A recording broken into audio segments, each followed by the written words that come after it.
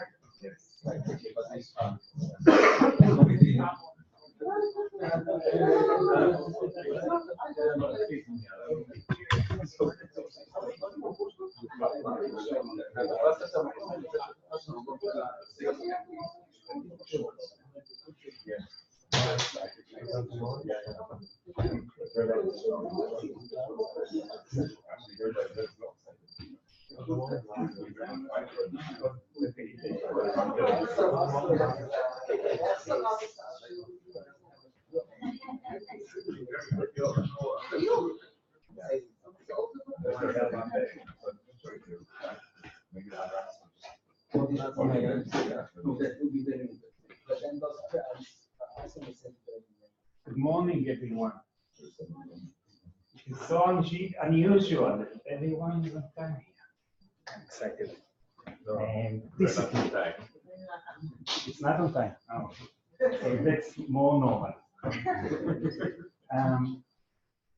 Yes, we will soon start. Ehud is going to moderate the sessions today. But we decided we better say just a few words about the second part of this workshop. Okay, as long as we have a structured program of speeches, then we are fine. We know where we are. The second part, there's a little bit uncertainty, and we want to clarify and propose the way that we view that part. Okay, and it is open. And we would like to have your input if you think you have suggestions to how to make it work best. The thing is that we feel that some issues around the concepts that we discuss here, some issues are worth clarifying, crystallizing the concepts, and we see the potential for novel contributions that are going to end up in written papers. Okay, that we can work out here. And we see the potential because the knowledge is spread around, is not concentrated in each one of us. We see the potential of teamwork. Having said that, teamwork could be anything from one person working as a team to a large group of 8 people.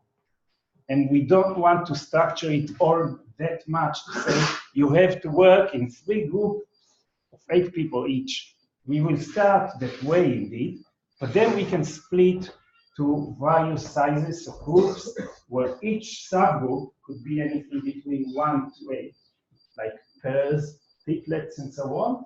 Each group which will select the topic that seems to be most profitable for them or of highest interest for them to work on. Okay. However, we do think that we will have a reference team that will be a group of around 7 to 8 people. Okay.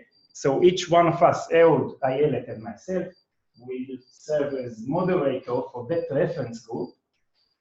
And that's the general plan. We will convene here again after all the talks in the afternoon and tell you more about it and open a list of questions to which we will ask you to add more open questions / topics for discussion.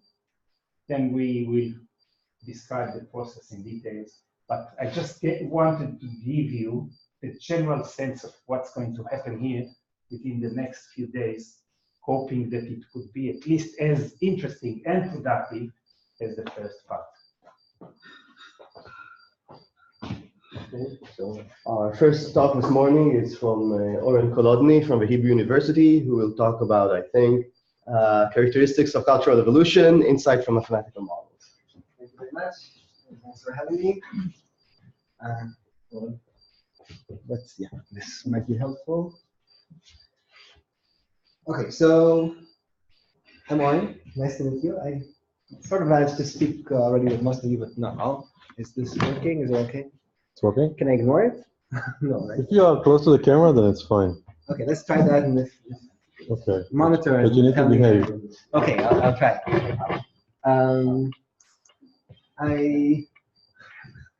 I'll start with telling holding the slides to work. Okay.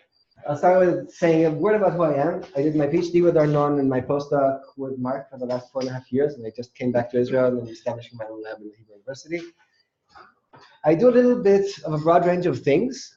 The common denominator is that they mostly have to do with modeling eco-evo dynamics. And I do some empirical work where I have an empirical system with spectral toads, and I've been analyzing microbiome data from bats. But most of what I do is modeling. Three general directions my lab is going in is looking at population dynamics in different contexts, including lots of conservation questions. Working on host-associated microbiome, mostly from the perspective of the host, asking how the microbiome might influence its host evolution, and lots of cultural evolution, human evolution, Neanderthal stuff, things like that. But today, I'm going to talk about mathematical models and cultural evolution, and I'll give a short primer on key ideas in this field and a very brief history. And then within that, I'll have a single example that seems to be very prominent, and many of the models in cultural evolution seem to be following the reasoning that one example from 2004 laid out. And then I'll try to link that to major transitions, to what we're doing here. I'll talk a little bit about punctuated change in cultural evolution, which is our own work in the last few years. And I'll suggest some thoughts and suggestions forward. And I'll try to leave lots of time for questions. So I'm aiming for 30 minutes, and then we'll have a full 10 minutes for discussion. So the field of cultural evolution is relatively young as a field in itself. The Society for Cultural Evolution has just had its second or third annual meeting, so it's very young. But the field is actually, you can trace the origins of the field for a few decades back. I think Mark Feldman should be ascribed at least some of the credit for establishing it together with Kalani Sforza in 1970s, 1980s, when they started suggesting that things like culture can't be ignored in the analysis of genetics, for example. And the context was very political because racists were suggesting that, oh, African Americans have lower success in IQ tests, and that's associated with genetics, so there we go. And introducing culture into the equation was really important. I'm oversimplifying to an extreme that I'm sort of awkward with, particularly when Mark is in the room, but you just have to talk about that with him later on. The fundamental theme in these models of cultural evolution is drawing an analogy from population genetics and saying maybe we can treat the evolution of culture just as we do in genetics, because we have a great body of theory here, decades of work. Maybe we can take it almost wholesale and look at evolution of culture, but not only in a sort of surface level, saying, oh, memes are like genes, but also using actual models and actual insight from the dynamics that have been studied already. And the analogies are quite straightforward. We have transmission dynamics, cultural, genetic, and they differ, but they probably have some common denominators, some common characteristics. We have natural selection acting. We have mutations that can be viewed as analogies for inventions, and we have random drift of things. Let's see where it leads us.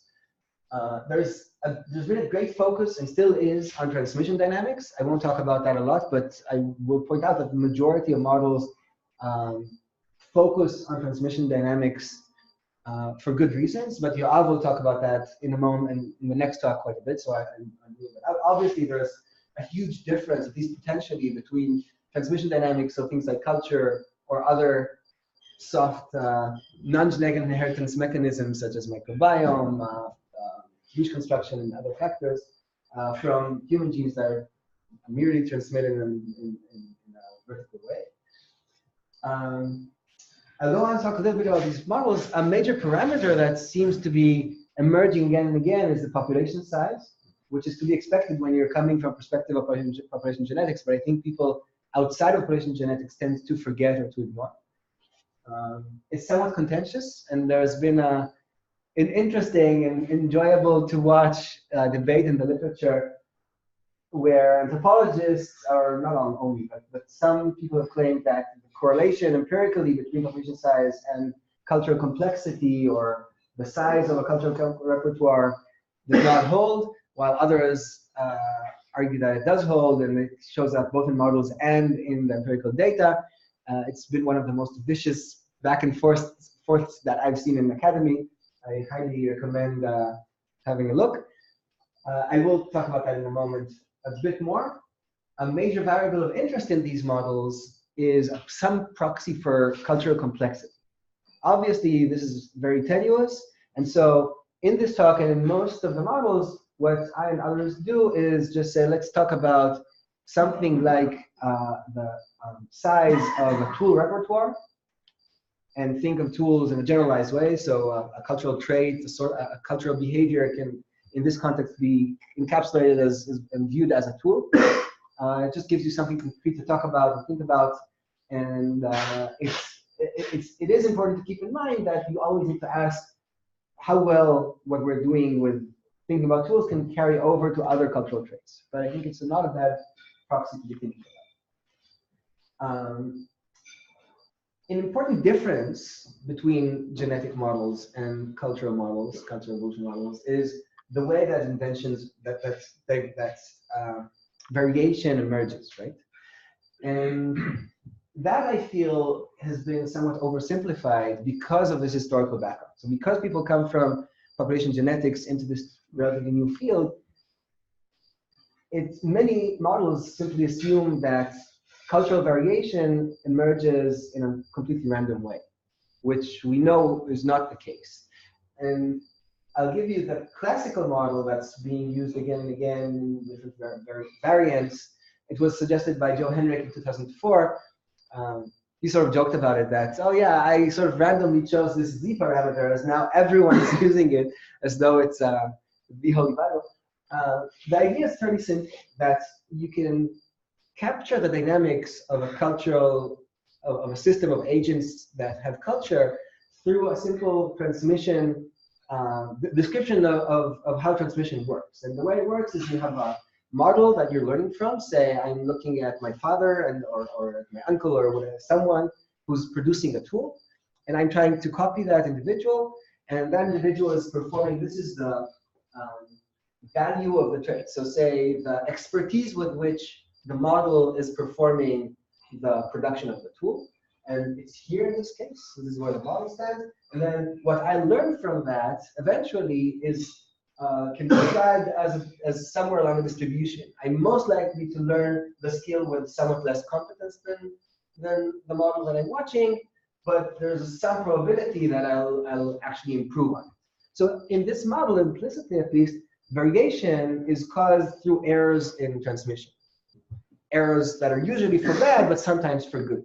And this very simple description is enough to get you pretty far. You can now simulate a population of individuals with a certain number of traits, or you can view this not as the proficiency, but as the complexity of the culture as a whole, or the size of the repertoire that the learner learns. And you can run this forward mathematically or numerically, and you can get interesting dynamics. And for good reason, this was sort of chosen. Natural selection has chosen this as the archetype of cultural evolution models. But that's not exactly the way variation arises in culture. So one of the first steps I did in the postdoc was to suggest another mechanism. And it's still an extreme oversimplification of reality, but we tried to break it down into a few slightly different processes. And the first was, let's keep the process of random variation emerging. So sort of lucky leaps of invention or completely randomly occurring far-reaching analogies that bring something new into the game. But let's add to that associated inventions, such that if you have this new technology that randomly emerged, there may be associated inventions that would emerge within a short time. So once you have a fishing net, it makes a lot of sense to also invent floaters and sinkers, right? It wouldn't have been useful to have floaters and sinkers if you didn't have a net, but now that you have it, it wouldn't take very many generations for someone to come up with the idea, oh, we can tie this to a few branches and we won't have to hold it in the water. And in a similar fashion, you can also combine existing traits to create new ones, right? So I can combine, oh, we have technology of tying things to large poles and beams. Let's try this with a net and see what happens. And this is a picture I think in Kochi in India. It's a pretty cool contraption that you can easily fish with. It's huge, right? People are standing here. Let's go. We'll get back to this in a moment. But our suggestion is that a slight addition of a modicum of realism to some of these models can get us pretty far. We'll talk about this further. It's important to say that, of course, cultural evolution is more than just the evolution of culture. We have a dual inheritance system here. So we need to consider genes and culture together, and that's been done in various models. And there's, of course, gene-culture co-evolution. We're even working on a small project along those lines now with an undergrad that started his grad studies in Stanford, where we're looking at the spread of traits that the use of dairy products, the genetic adaptation to consuming lactose as adults, and the microbiome composition that might facilitate lactose breakdown. So there's a whole family of models that I'm not going to talk about that look at gene culture co-evolution. And maybe now the time is right to try to tie this to what we're talking about, to major transitions. But before that, we need to keep in mind that models are obviously extreme simplifications of reality, and they mostly have a specific focus. So what I, as a modeler, am interested in is the kind of thing that would probably emerge from the model. Right? We need to remember that, because models are not just experiments. When our non-random experiment with sparrows, anything could happen, because the sparrows just do their thing. When I'm constructing a model, yes, potentially anything could happen, but most likely what will happen has to do with what I chose to focus on. And so they're most useful for the demonstration or exploration of an idea, and they're not exactly like an experiment. And so it's not a huge surprise that no major transitions seem to have emerged from models of cultural evolution so far. It's not to say that models in cultural evolution can't tell us anything about transition, but it hasn't happened because that's not been the focus of what people were trying to model. And with that in mind, we can ask ourselves, okay, but what is a transition? Maybe it's related to punctuated change, just things that don't change for a while, and then suddenly something qualitatively different happens. And in fact, in cultural evolution, this is a recurring theme that you see, for example, in the Paleolithic record. You see fairly abrupt changes in technologies, and then vast periods of time where nothing happens. And we actually saw this. This is from yesterday's tour. It wasn't highlighted explicitly, but you can see that there are these huge expanses of time where it seems like technology is just the same, in some cases all over the world, like like in Dashurian, we see the same thing across, from Africa to maybe China, or at least to India. And that's not changing for a very long period of time. But then on an archaeological time scale, it seems like everything explodes in one moment. And the models I described to you are very gradualist in nature. The Henrik model and those that were designed following. So they would not create this kind of behavior. However, if you introduce these simple ideas about different categories of inventions, we readily get this kind of behavior in the model, which was one of the pieces of motivation that led us to elaborate the invention process more clearly. And what we were seeing here is, again, the y-axis is the cultural repertoire, or the proxy for cultural complexity. This is time, and we see changes that are fairly abrupt. And once I told you what the sort of what's under the hood, it's fairly clear why this happens, right? There are these long waiting times until some lucky leap, a random variant of an important technology emerges, say here, but then within a few generations in the simulation runtime, all the associated traits are also invented. So if it was a net, it would be the sinkers, and then the combinations with previous technologies. And this wholesale gives us also another characteristic of what we just saw in the graph, and that is that these leaps, the later ones, are larger than the first ones, because by that time, there are more combinations are possible, right? Every addition of another trait or suite of traits now can be combined with many, many other things, which is sort of what we see in this graph. Like the leaps aren't only abrupt, they become larger as you go forward in time. But then we ask ourselves, okay, can we think about what's actually causing these long periods of stasis? And in this model, it's, again, I told you what's under the hood, it's very clear. It's the waiting time until some new invention comes up. But that goes against some people's intuition, right? Some of our intuitions are there was something stable, and then something changed, and we reached a new stable point, right? So maybe we can come up with other causes. And in our model, again, I'm not showing the mathematics, but everything is also done analytically in the appendix, of course. Don't like it. In our model, the equilibrium so if I allow these things to run for long enough, they eventually end up with an equilibrium. They don't just explode, continue increasing forever. At some point, we have, of course, a loss process of cultural ideas as well in this simulation or in this model. Eventually, these forces balance with one another, and the cultural repertoire continues to have turnover in it, but the overall complexity stays pretty much the same. So, and the level at which it stays the same is related to the population size. Again, this is in essence a population genetic model, and we know that in population genetics, population size is almost, is the most important parameter, and the loss rate. So you can easily come up, now that the answer to the question is, when it's posed this way, is almost obvious, right? If I allow some of the inventions to mess with the ecological carrying capacity, and respectively with the population size, I might be able to shift from different equilibrium state between different equilibrium states. And the same is true if I somehow change the loss rate. So if some of the inventions, for example, have to do with retention of information, inventing writing, or inventing a new method of distributing knowledge within society such that it's less likely to be lost, then that will also move me to higher levels of equilibrium in terms of the cultural repertoire. And truly, this is what we get. We get two different types of punctuation.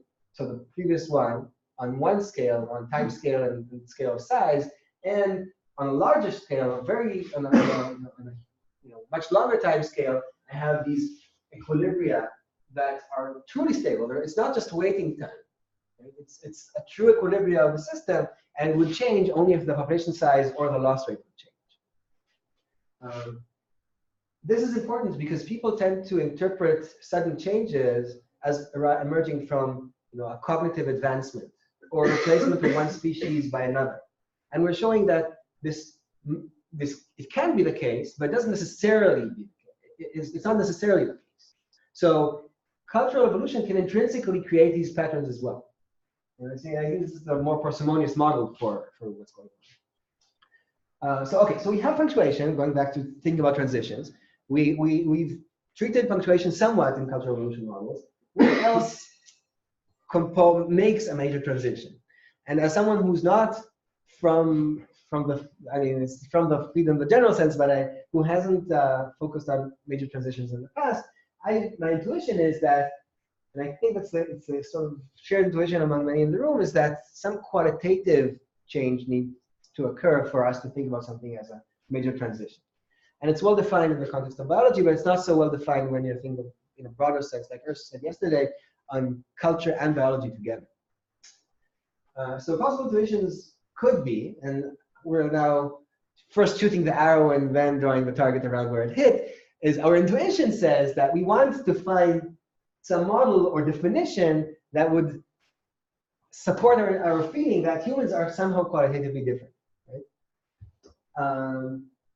And maybe also that something qualitatively different from, so different from other organisms. So the transition in this case would be on a time scale of a few millions of years, assuming that knowing that the split between us and other apes occurred about 6 to 8 million years ago. That sort of gives the time scale of when we're looking for the transition. And then also maybe that something now is happening that's different from the human past, and then the time scales of a few hundreds of thousands of years. And I'm not going to deal with this, but I think we should keep this in mind in our discussions later. So the plan I propose is to think hard about what's qualitatively different in humans from other organisms, and then to maybe propose a model that's related to it. And of course, I'm doing this from my perspective, which is a perspective of an eco-evo behavioral ecology person. Not a philosopher, not other expertises that are in the room. And even within these expertises, there are greater experts in the room than me in every field. But I'll do my best though. I know that you should ask me why, but no one asked about why I should propose a model. I don't think the model in itself will necessarily lead us to something new that we didn't think about. And the way I think of this kind of models is often just a demonstration or exploration of an idea. But models are crucial in order to clarify our thinking. So I think it would be really helpful if we could think about these things in terms of a model, because it would allow us all, people from different disciplines, to acknowledge what the implicit assumptions we're making are, to be very clear about and tacit about what needs to be there, right? Because if you want to design a model, and a good model needs to be something that can be implemented either in a mathematical description or in a computer simulation, the way I see it. It doesn't need to be so. It needs to be something that can be realized in these ways. So it would force us to be very explicit about what we're thinking about. So here are a few candidates for what humans are qualitatively different in from other organisms, in particular from other great apes. And they've all been mentioned at least. Language, tool use, cooperation theory, mind teaching. Just yesterday, we had some stuff about reasoning abilities, and maybe also imagination or abstract morals and values as opposed to non-abstract, or only the ability to simulate the future, not beyond it. I am a bit skeptical about most of these, or maybe all of them. I would argue that all of them have at least precursors in other organisms. And then the difference between us and them is in quantity, but not in quality. So if other organisms have at least the first precursors, I'm not sure that this is yet another mutar adam, I don't know how do you say that. I don't want to go into an argument about what is the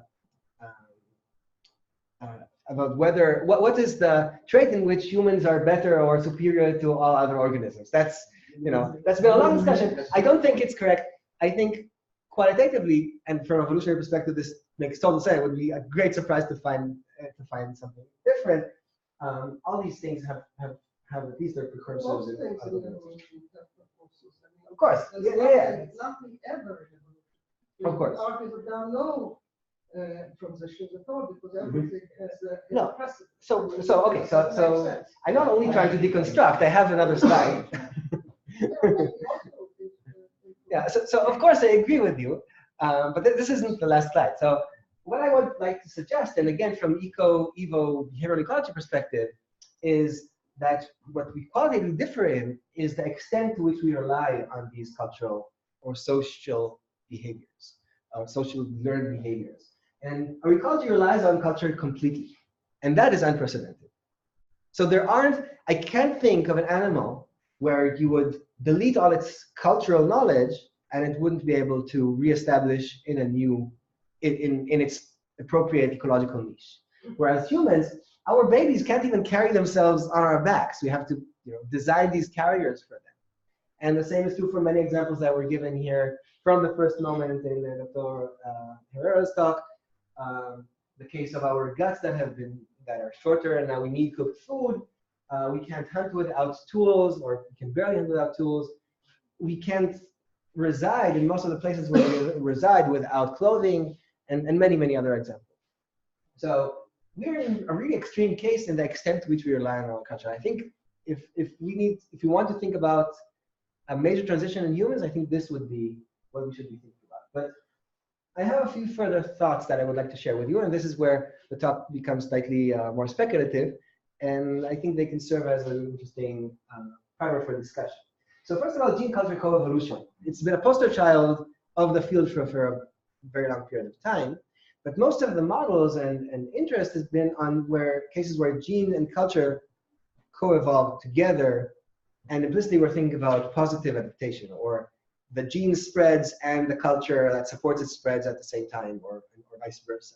I would suggest that maybe the main co-evolutionary process is actually something that's been mentioned here already, that culture is positively selected and becomes more complex, while genes only deteriorate because culture enables that. So the causality has been discussed early on in this conference. The causality could be that genes are lost and then culture compensates, or it could be that culture develops and allows relaxed selection on the genes. Either way, the end product would be similar, maybe not identical. We need to think about that a little bit hard. And when the discussion came up on Sunday, I tended to think, oh, of course, it's the first case. It's that culture develops, and then there's relaxed adaptation, and purifying selection can't weed out the deleterious mutations anymore, and then we lose things like parts of our gut, or we lose abilities that we used to have. But actually, from a population genetics angle, and this is a very speculative idea, and I'm wary to see what Mark will think about it, for example, a broadly used, and I think used for good reasons, a rule of thumb is that effective selection can act only in a certain combination of population sizes and selection coefficients. And when the multiplication of the population size and the selection coefficient is on the order of 1, the dynamics are nearly neutral. So a trait, even if it's highly deleterious, say if the selection coefficient is high and negative, if the population size is small, then natural selection doesn't have the power to weed it out of the population. That's why a highly bottlenecked population has a real problem and gradually accumulates a deleterious load. So natural selection needs either the selection coefficient to be large or the population to be large, or at least the compound term to be large. And for humans, effective population size has been on the order of 10,000 for a very long period of time, which is a tiny population. And this means that selection can't readily operate to weed out deteriorating deleterious mutations unless they're above impact of 0.1% or so, right? So if you have a deleterious mutation that would impact your fitness on average, of course, on an order of magnitude of 1%, so you have 1% less offspring than your neighbor, then selection will successfully kick that out, and the likelihood of that fixing is very small. But if it's an order or half an order of magnitude smaller than that, it might reach fixation just due to random fluctuation. And if we've been having a small effective population size for a very long period of time, then we may be accumulating a deleterious load simply because selection can't act against that. And then culture is forced to step forward, or necessity forces us to bring in culture to compensate for that. So despite the fact that my intuition is that mostly it's culture developing and then causing relaxed selection, there's a reasonable argument, I think, for the latter operating at the same time, for the other explanations. One or two further thoughts. This is for the practical discussion that we're about to have.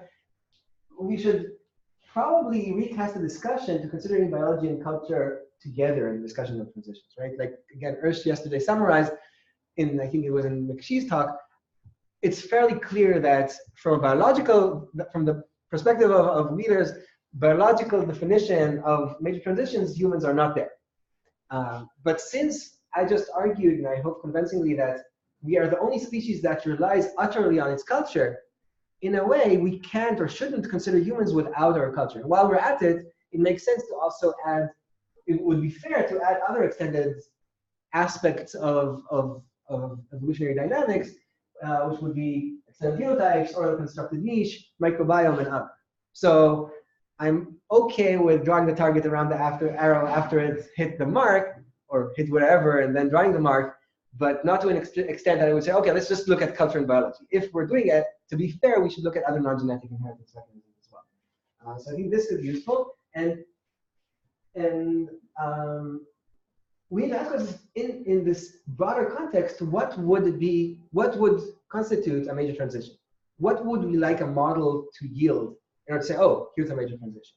And some suggestions might be that we could see an emergence and stability of a dimension at a greater than zero. Say, culture in animals, one might say, emerges but then is repeatedly lost, whereas in humans, it emerges and stays. So maybe that should constitute a major transition. I don't know, this is a question. Maybe the emergence of stable correlations between things. So gene and culture evolving together and being highly correlated, increasing and decreasing together, maybe, or opposite, negative correlation, maybe that should be, so the dependency is sort of a second order suggestion. Maybe the dependency between dimensions is what constitutes a major transition, if that dependency didn't exist previously. These are just thoughts. And then to characterize a model, I think we can go forward in a very simple way. We can look at multiple dimensions of entities.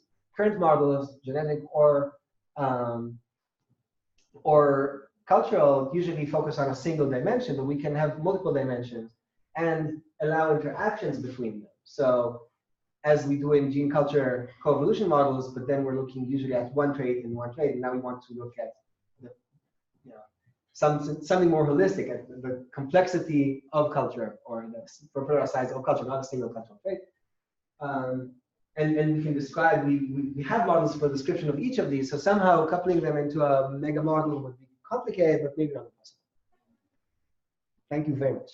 I'm happy to get questions.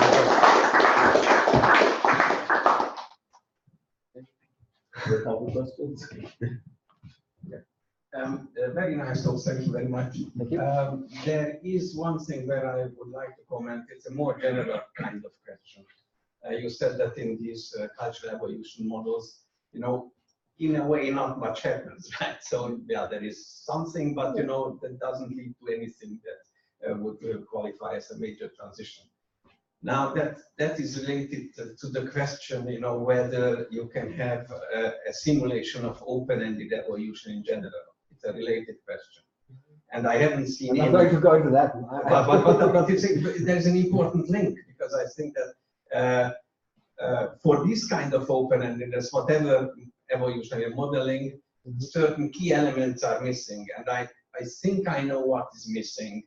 For example, from the open-endedness in the biological evolution domain regarding the models, and that is that they don't have a satisfactory model of chemistry in it. I mean, that's because what biological evolution is primarily about is that replicators, digital replicators, can act on the manipulation of chemical material. And it is a chemical material that is not adequately modeled. And then you can go into it, why it is the case that the models are inadequate.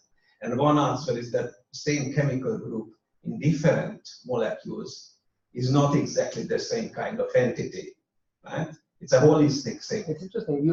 We do have simulation engines for physics, right? Really good. For physics, yes, but not for chemistry. But we don't have chemistry at all. Yeah, I mean, toy chemistries are break down, right? Because they are too simplistic. And then, of course, the simulations get stuck. Huh? It sounds like we'll definitely need something like that. I'm not sure how to go about doing it. It sounds hard. But I agree. It could be that could definitely add that level of freedom to the models that would create, lead to things that that would definitely turn them from a demonstration or exploration of an idea to something that's truly exploratory, truly more like an experiment with actual animals.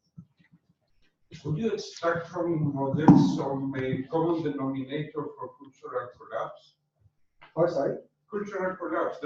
So I didn't talk about that, but actually since one of the reasons we introduced the loss term into our model, the ones that I described, there were a few. I meshed things together, but there are a few models there, and we had a few processes of loss of culture, including cultural collapse. So, for example, under the hood, we have for each cultural trait in one of these models a context in which it's useful, an environmental context in which it's useful. And then if we have the environment changing at some rate, semi-randomly, stochastically, then suddenly many traits decrease in their usefulness, the selection coefficient that maintains them and prevents, via purifying selection, the loss or deterioration of those traits, just like we have in genetics. And once we switch from one environmental regime to another, suddenly we get an avalanche of losses and related losses, because once a major technology like the net is lost, all of the associated traits are lost with it. And so we do see cultural collapse in our models. But admittedly, we did introduce all those things in order to see cultural. That was one of the things we wanted to focus on. So introduce that as one possible mechanism. There are definitely others. Thank you very much, very interesting. I just would like to ask you about how you factor in different levels of selection within the cultural realm into this model, because one of the things that happens is not just that the people transmit knowledge to other people, but that there are systems of knowledge, for example, So, institutional systems and so on, that are kind of cultural attractors, as Schreiber would put it, and they're very powerful. And we correct and maintain our whatever we transmit as individuals following the influence of this thing. So how is it factored into your model? That's a good question. I completely agree with its importance. We did do a few tiny steps in that direction, but in the broader version of this presentation, before I pruned it down, I did note that as one of the drawbacks. So what we did do, and this I think is useful, are two directions that people are going in right now in the field. One is creating some dependency between cultural traits. So the original models, including the first one I showed you, treated each trait as though it's independent, and its loss is independent of other traits' loss, and its invention is independent of other traits' invention. The introduction of this interdependency of the three types of categories of tools that I suggested says that if a major technology is lost, other technologies are lost with it. So in a way, we're already ascribing some or turning some attention to the question of context. And then things can be invented together and lost together. It's still not full host, like huge suites. It's not like something like a social order. It's more like a suite of cultural behaviors. That's whose fate is correlated, because if the major one is lost, the others are lost. But if one of the minor players in that coalition is lost, it's readily reinvented, because if just thinkers are lost, they're readily reinvented because the net is still there. So that's one direction in which we want to address this question. Another is to look at a metapopulation of populations. And we have individuals migrating between them and moving around pieces of their cultural repertoire, and then we can add conditions about what's the likelihood of suite traits or a single trait from one population that involves in one context of successfully establishing with a migrator in the new dean that's going into. We did that a little bit. The first step was completely stochastic, so assume that trait is just plugged in like a new invention, and we follow its trajectory. But right now, I'm actually, a student of mine is working on a model where things might be slightly more realistic. And a trait that's locally invented maybe has a higher probability of reaching fixation than a trait that's introduced from outside because of the different cultural context. But I definitely think that thinking about the broader context and levels of selection in the cultural sense is one of the limitations of current models, and we should think about it more. Short question, short answer. Okay, yeah. Yeah, the question that Eva just asked is very similar, in fact, to what Ehud was talking about yesterday, because if you ask about institutions, then you get very close to talking about norms, and then you can ask the question, what is the analogy to an ecological niche in cultural terms? And then you go into a theory that we've developed on what's called cultural niche construction. So you have a niche in which other cultural traits evolve. And that's one way to get around the problem of institutions or norms or those kinds of super cultural entities that have a large effect in determining other aspects of culture. you have time for another question, or should we keep that for later? No more questions. Okay. That was a question. That was a comment. Yeah, but you can respond if you want. Thank you very much. One technical issue. Whose drive Hyundai with license number 72 in the end? So you need to move it. It's blocked some kind of exactly. But 1 minute. Yeah, the minutes you can speak. Don't worry. Don't worry. But you need to take care of it. Okay. Thanks. So our next speaker is Yoav Ram from the IDC, who will talk about the evolution of oblique transmission, I think.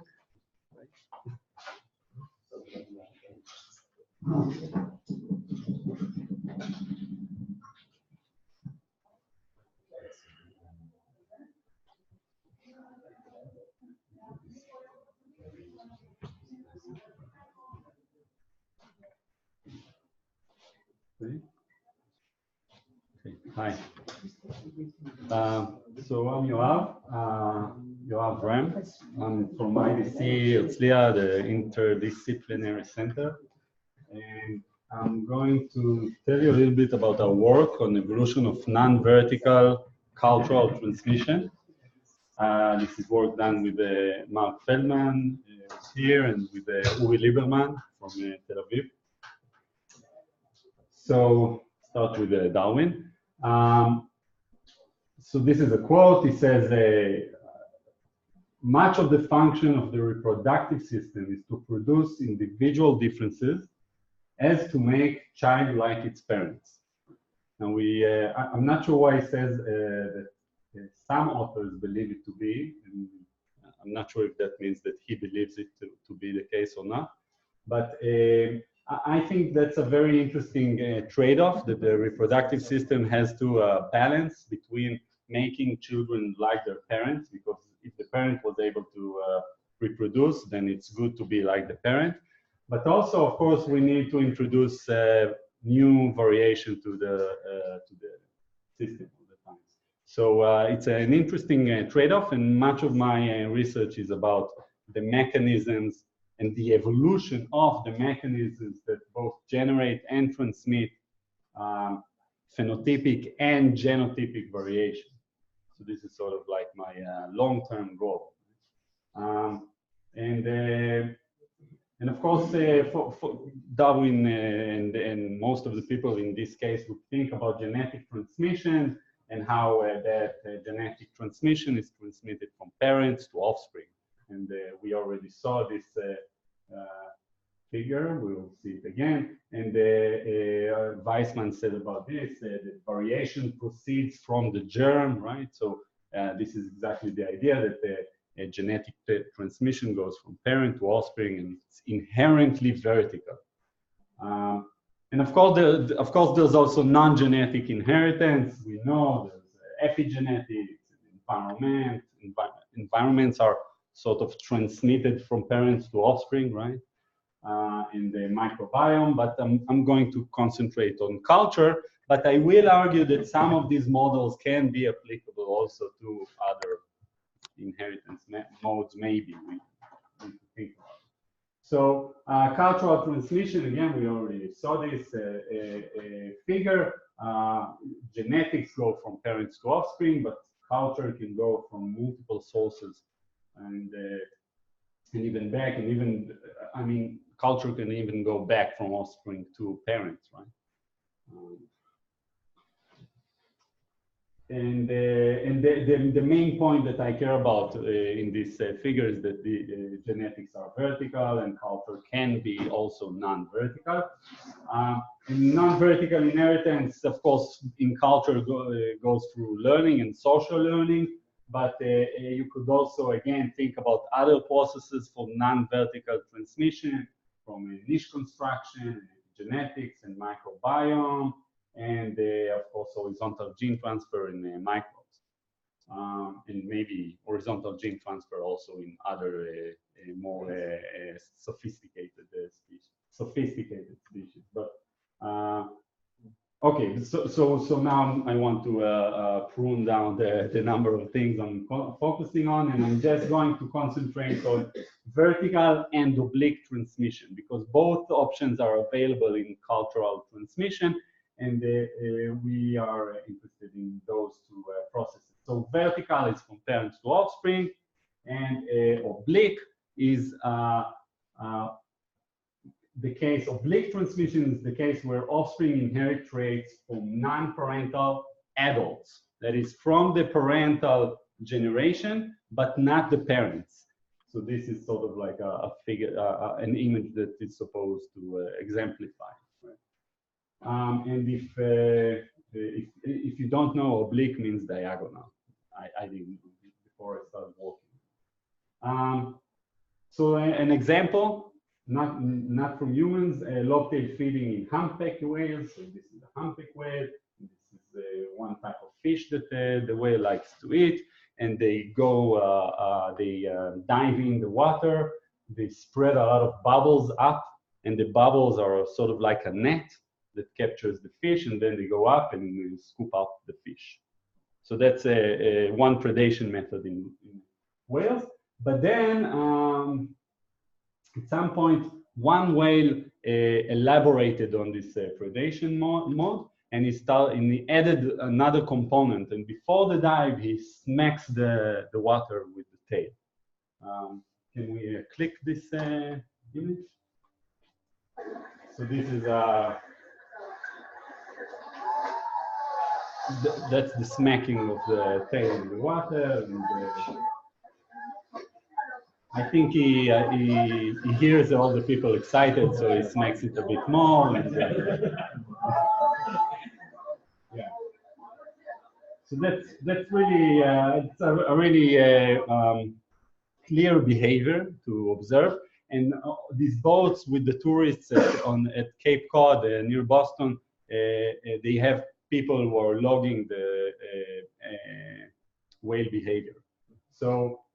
We can see here a map. Here is Boston, Cape Cod Bay. The gray dots are sightings of whales, and the black dots are sightings of lobtail feeding, so this smacking the water. And this shows us the proportion of the whale population that is using this behavior. And you can see that before 79, none of them used this behavior. And then one whale started this behavior. And gradually, we reached a point that by 2007, about 40% of the population is doing this. And the question is, how did this behavior spread and transmitted? So to analyze this, they looked at a social network of the whales. This is the actual visualization. If you know, social networks are really hard to visualize. But they did a really nice job in using diffusion analysis on the social network and testing between different models of cultural transmission and genetic transmission. Of course, this cultural traits, so cultural transmission. And their conclusion was that most learning of this behavior occurred after weaning, and having an informed mother has virtually no effect on learning the traits. So learning is mostly done from non-parental adults, right? So oblique transmission in whales, not just in humans. So that's what I want to focus on. And I'm going to show you a rather simple model that we developed that has I think, very complex dynamics, although it's a simple model. So, of course, I'm going to make a lot of unrealistic simplifications, but the purpose is to get a general result that is precise. So I have to give something else. So I'm going to focus just on two phenotypes that affect fitness. I'm calling them A and B. And just as an example, A might be a hunter and B might be a gatherer. And I know that it's more complex and somebody can be both a hunter and a gatherer and all that. It's just an example, a toy example to illustrate the model. So here's a hunter and a gatherer. And the idea is that if my father was a hunter, then there's a good chance I will also be a hunter, right? He can teach me how to hunt. I already like eating meat. I already have the microbiome for meat. He can give me his bow, or he can make me a bow. He can show me where to hunt, etc.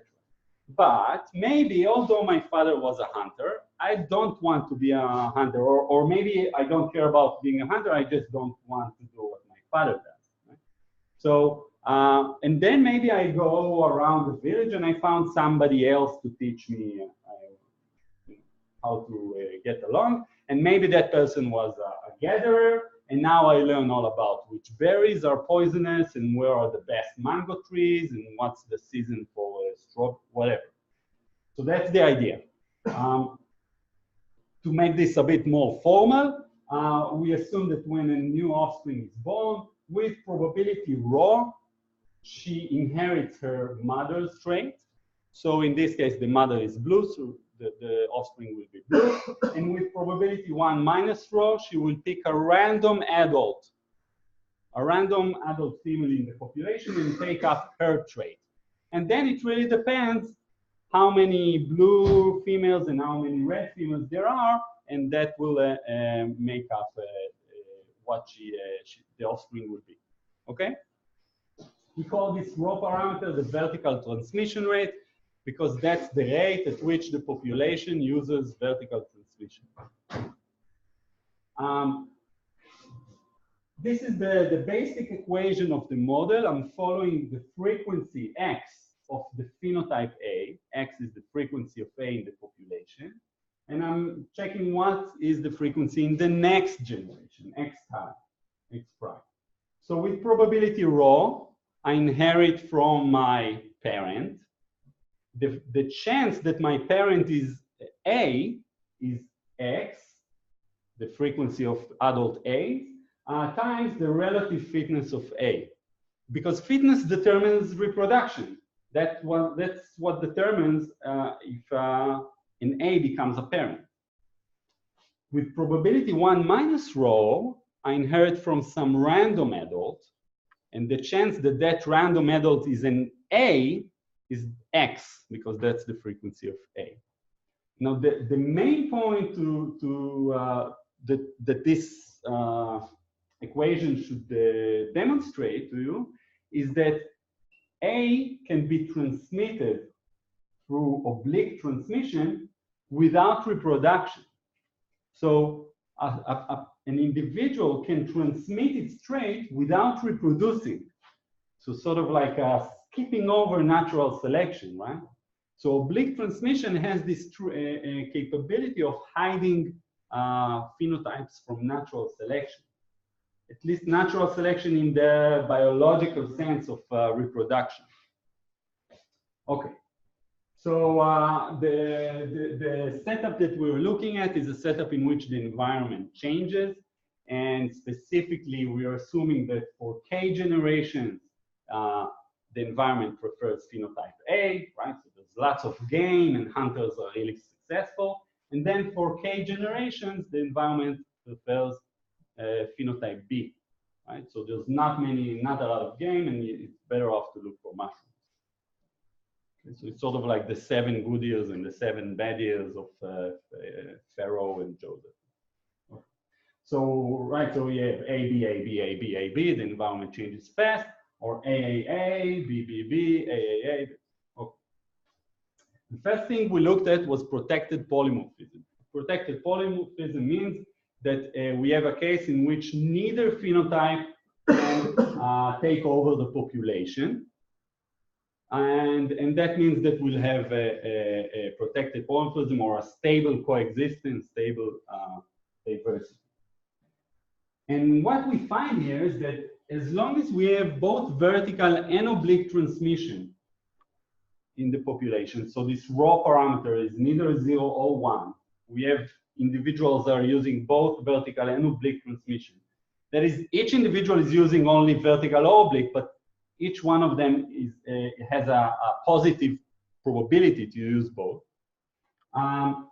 Then we have a protected polymorphism.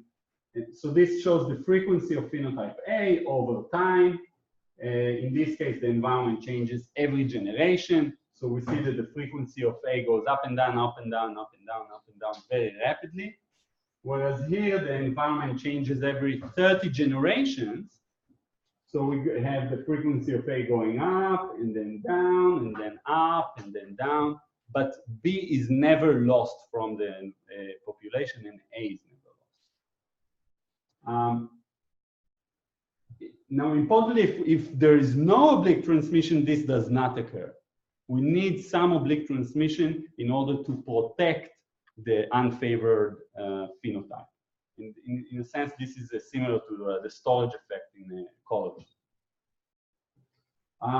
What happens if the environmental changes are asymmetric? So we have, for example, A, B, B, B, B, B. A, B, B, B, B, B, right? B occurs more often than A. Then this shows us how much more often is B. This y-axis, and on the x-axis is the transmission rate, so mostly oblique or mostly vertical. And you can see that in the red area is fixation of B because it occurs more often, and in the blue there is polymorphism. So what can we see here? If the population uses mostly vertical transmission, then you can't get too much of an asymmetry and still maintain both phenotypes, right? So you have to have symmetry between A and B. But if the population uses a lot of oblique transmission, then B can occur a lot more than A. The B can be favored for a lot more than A. So again, we see that oblique transmission really helps with protecting polymorphism. This is an extension of the model in which when the environment changes, maybe also the transmission rate changes. So you can think maybe in the summer, everybody's going around outside and you can do a lot of oblique transmission, but when it's cold, you stay close to your parents and you don't do a lot of oblique transmission, right? So the environment might also affect the transmission rate. And so on the x-axis here is the differences in fitness between environments and the differences in transmission rate between environments. And it's a fairly complicated figure, but the idea here is to show that there can still be polymorphism as long as those fluctuations in the transmission rates are not too large. Another extension is looking at a spatial model. We have these two, it's a very simple spatial model. We have two DIMs, right? Two islands or two, I don't know, two banks of a river or something like that. We have two DIMs and there's some migration between the two DIMs. And in each DIM, the process is the same with selection and vertical and oblique transmission going on.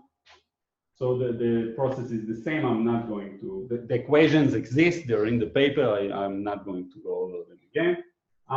The main result from this spatial model, there are several results, but the main result is that we can still have protected polymorphism if the differences between the DIMs are small. So if essentially, if the DIMs are exactly the same, we go back to the previous model.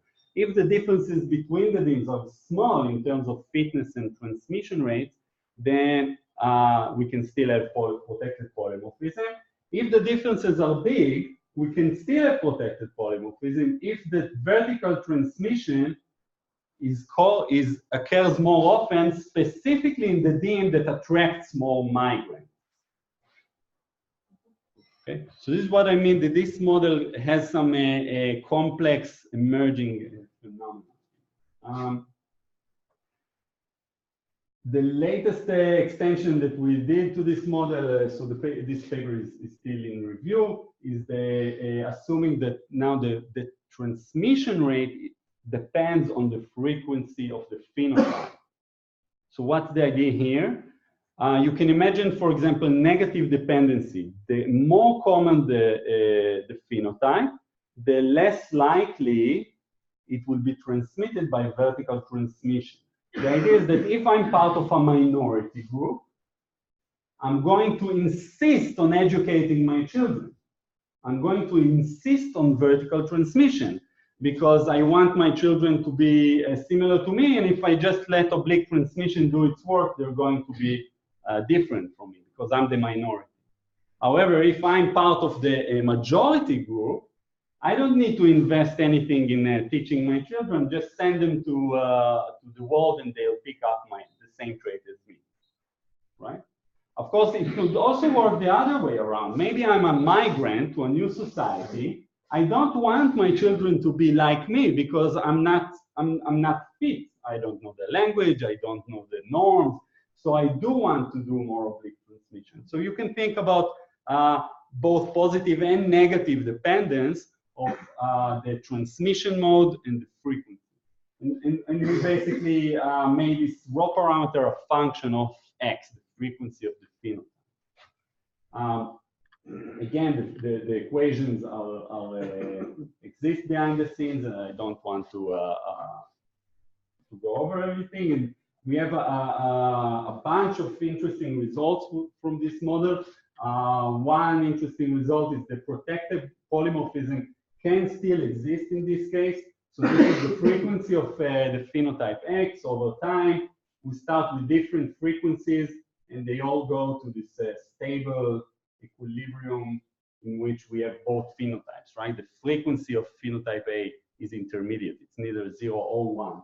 And the requirement here is that the dependence between the mode of transmission, the transmission rate, and the frequency is negative, right? So if the minority insists of educating their children and the majority does not, then we can have a protected polymorphism. Okay, so this was so far for protected polymorphism. What about population mean fitness? How is that affected, right? So we saw this figure where the frequency of phenotype A fluctuates, and fluctuations can be small if the environmental turnover is fast, and the fluctuations can be very long if the turnover is slow. And we basically wanted to find out what is the optimal transmission rate for each of these setups. So here on the x-axis, we have the environmental period. So how many generations between environmental changes. So these are environments that change very rapidly and environments that change slowly. And on the y-axis, we have the optimal transmission rate. That's the transmission rate that maximizes the population mean fitness, right? That's a population level trait. What is the best thing to do for the entire population? You can see that for much of the space, it's best to do completely only oblique transmission. Nobody should do vertical transmission. Everybody should learn from everybody. That would maximize the population fitness. What's fitness here? Growth rate of You population. could think about it as growth rate. Yeah, I mean, I just marked it as WA and WB. Relative to something. It's absolute. It's a relative fitness. Yeah. Relative to. So this is the fitness here is like standard approach to fitness in population genetic models. You can definitely think about it as a growth rate if it's an exponential growing population or a competitiveness in some other, but it's not populations leaving populations. You're not leaving. No. I'm talking about population mean fitness. There is no group selection here. There's just one group. Just one group. Yeah, so you can think about it as growth. Sure. So even if the environmental period is a bit larger, so the environment changes, slowly, then the optimal transmission rate is no longer 0, but it's still less than 0.25. So mostly oblique transmission, and it's interesting that there's this discrete jump, but we checked it and it actually occurs, and that's part of the mathematical detail. Okay, so it's best for the population to do mostly oblique transmission, but of course we know that the thing that's best for the population is not necessarily what's going to evolve. So that's the question, will it actually evolve the optimal transmission rate? So for that, we have to look at evolutionary stability. The idea is that we assume that there are two alleles in the population. One creates a transmission rate of rho, and the other a transmission rate of R. And we assume that all of the population starts with rho. And then there are some individuals that have a different rate of R. And we have scanned those individuals with a transmission rate of R, grow and prosper, and will that allele for transmission rate R increase in frequency in the population. And we are looking for some rate rho that cannot be invaded by any other transmission. So we call that rate of rho, we call it an evolutionary stable rate because it's stable for invasions by mutants. Okay? And this requires some, again, mathematical analysis, and I don't go into the actual methods. If you want, I can talk about it more. And this is the result that we found. Again, the environment period and the evolutionary stable rate now on the y-axis. So you can see that if the environment changes extremely rapidly, every generation or every 2 generations, then oblique transmission, complete oblique transmission, is evolutionary stable. Otherwise, if the environment doesn't change so rapidly, if the environment doesn't change so rapidly, then the evolutionary stable rate quickly goes up and goes up to this area of almost 1. Not completely vertical, but mostly vertical transmission. And I remind you that this was the optimal rate, but this is the evolutionary stable rate. And we have a nice example here of a sort of a tragedy of the commons. It's best if everybody teach from everybody, but every individual has an incentive to sort of cheat and only teach, and force his children to learn from him. Right? I want my children to learn from me, not from everybody. I know that we need to maintain other phenotypes, but somebody else should do this. I'm not going to do it, right? That's sort of the dilemma. Yeah. Oh, yeah. Okay, so we also looked at the case of this evolutionary stability in the frequency-dependent transmission case. So here we have this case that we have a different transmission rate for A and a different transmission rate for B, the two phenotypes. So you can think maybe the gatherers are more prone to vertical transmission, and the hunters are more prone to oblique transmission because they travel farther. I don't know. It's just a story. Of course, you can make different stories. But what we found is that in a constant environment in which A is better than B, selection will increase the vertical transmission of A and decrease the vertical transmission of B. Right? So low fitness individuals should prefer to go out and learn from someone else. And high fitness individuals, the low fitness individuals, B, should prefer to go out and learn from someone else, do oblique transmission. High fitness individuals should prefer to do individual vertical learning. And this corresponds to going back to Darwin, right? So individual differences, the reproductive system should create individual differences, specifically in low fitness individuals. And child-like experiment, that's specifically for high fitness individuals.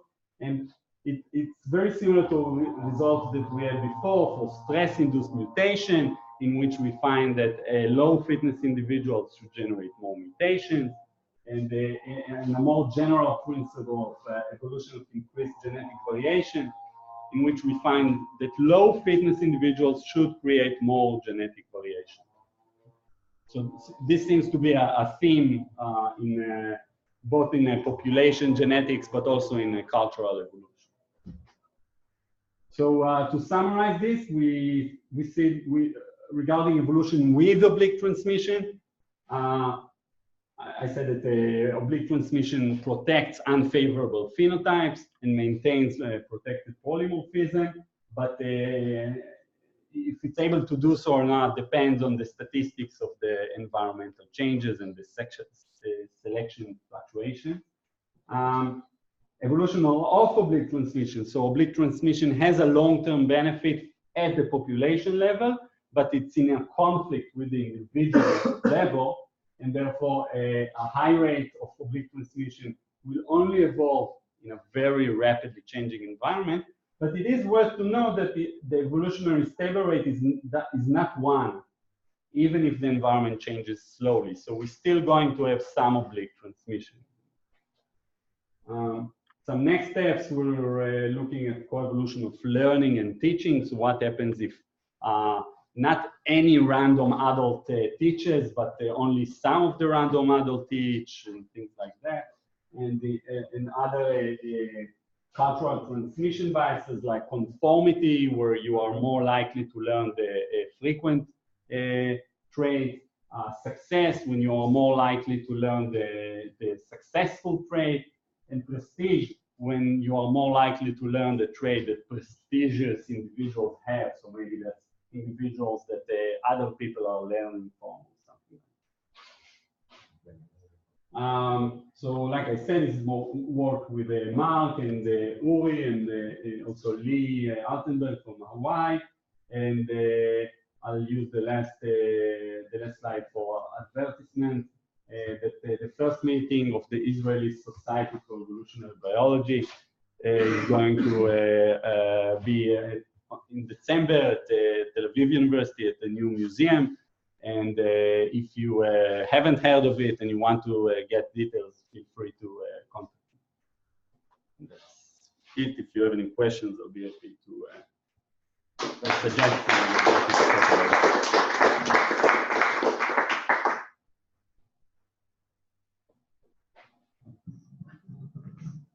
It was not clear to me that you presented the decision whether to use vertical or oblique. It's a parental decision where which school to send the kids. But it could be also a kid's decision, like a personal decision, to choose the tutor. Right. And even if it would be interesting to consider whether you can have a paradoxical conflict on the strategy of using oblique versus vertical. Yeah. It was not clear in your model. How do you model it in no, for sure. So in the model, it's sort of like a statistical thing, and it includes both the parent and the child behavior, right? It's the end result of the conflict. But I agree that if you have both a parental decision and an offspring decision regarding this behavior, then you could have a conflict, especially if you have two parents involved, right? And then maybe the mother wants to send them out, and the father wants vertical. I agree. Yes, I agree. That's an interesting extension to it.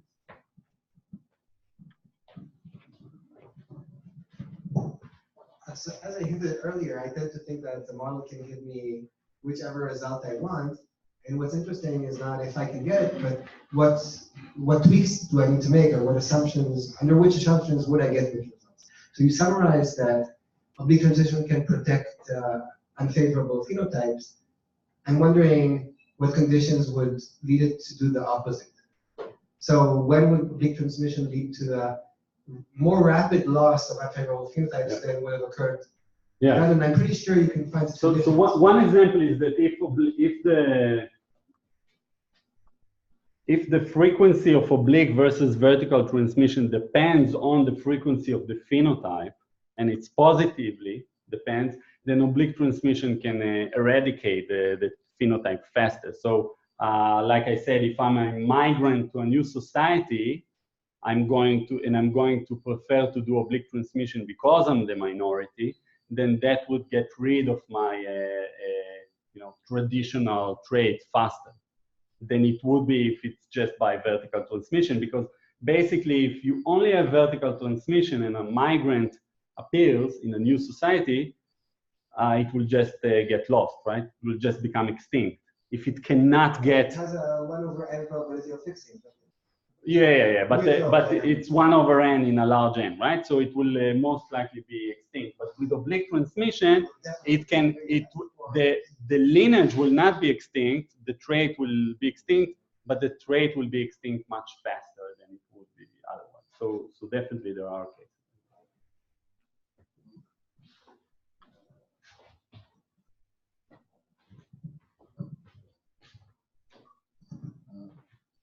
Comment to answer Arno. Another postdoc of mine, Yoav Ram, who's now at Leipzig. With her, we did exactly the question of what happens when the children choose the kind of cultural transmission that's going to occur, whether it be a preference for a specific number of A's in the population, or whether they're doing success-based, looking at who's the most successful one, that sort of thing. That came out in Human Nature earlier this year. One of the things that needs to be appreciated about the results that he just talked about is the conflict between the approach in evolution, which is commonly called adaptive dynamics, which emphasizes that there is a utility function that is used by the population to achieve some goal. And this characterizes much of Maynard Smith's views on evolution, and which I disagree with. And that was why I introduced the theory of modifier genes, which addresses a mechanism by which that evolution can occur, rather than plugging in a function, an arbitrary function, which is the W bar that Paul was asking about, that should be optimized or maximized. And in many cases, in evolutionary theory, the two don't agree with each other. And in fact, Eshel and I introduced the terminology for the way in which the difference occurs. We call it evolutionary genetic stability instead of evolutionary stable states, which is meant to say that the mechanism by which whatever is changing should happen is genetic. It's intrinsic to the system, not extrinsic by us as theoreticians saying that this function is what should be optimized.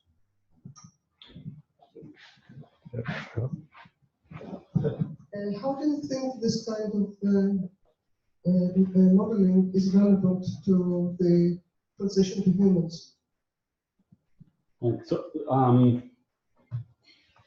So this is a question I haven't thought about enough. But I think that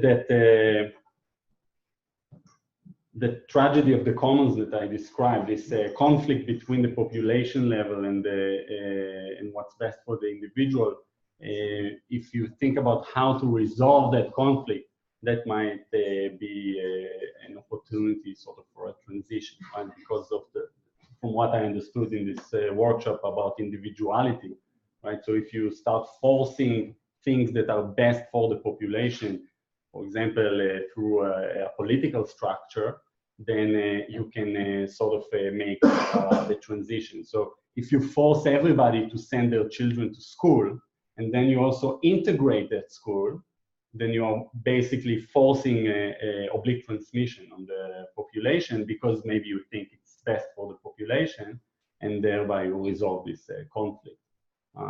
And I think that that's the difference between homeschooling and the integrated public school is a huge difference that might be part of such transitions. But really, I haven't thought about it enough in a structured way. Is that a transition in individuality? I guess I'm asking.